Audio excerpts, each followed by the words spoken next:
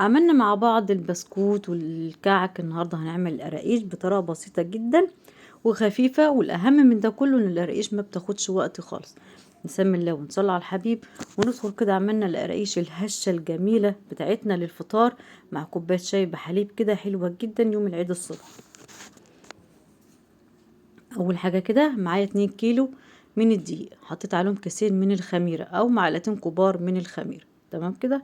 بفضل خميرة كده في الدقيق. دول 2 كيلو دقيق يا جماعة. تمام.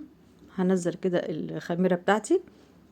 بجيب كمان السكر، وببدأ احط 6 معالق من السكر. 2 كيلو دقيق بحط لهم 6 معالق من السكر، كله كده على الدقيق كده مع بعض بالشكل اللي انتوا شايفينه ده. وقبل ما نكمل نسمي الله ونصلي على الحبيب، وما تنسوش تعملوا لايك واشتراك للي ما اشتركش، وياريت تعملوا لايك عشان الفيديو كده يتفعل ويوصل لكل الناس. رشه كده بسيطه من الملح. 2 كيلو دقيق دول بحط لهم بقى كوبايتين من السمنه، دي سمنه مسيحاها. كوبايتين سمنه، هحط لهم كمان كوبايتين من الزيت. تمام.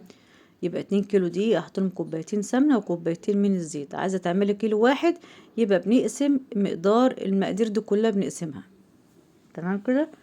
في العجان بقى او على ايدك مش هتفرق.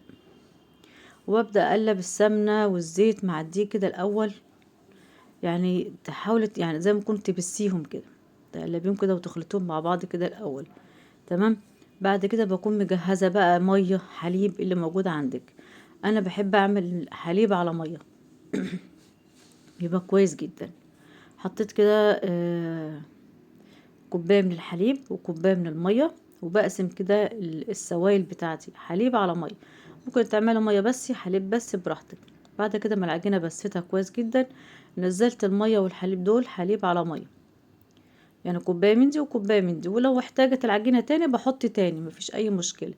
وابدا اعجن بالعجان بتاعي او على ايدي. تمام.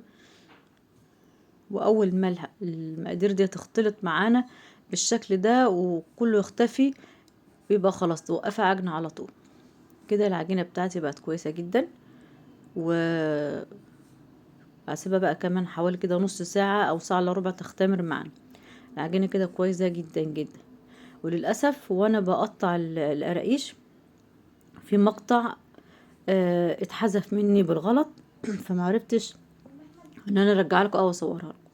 وحطيتها كده في فرن على درجة حرارة تكون هادية او متوسطة.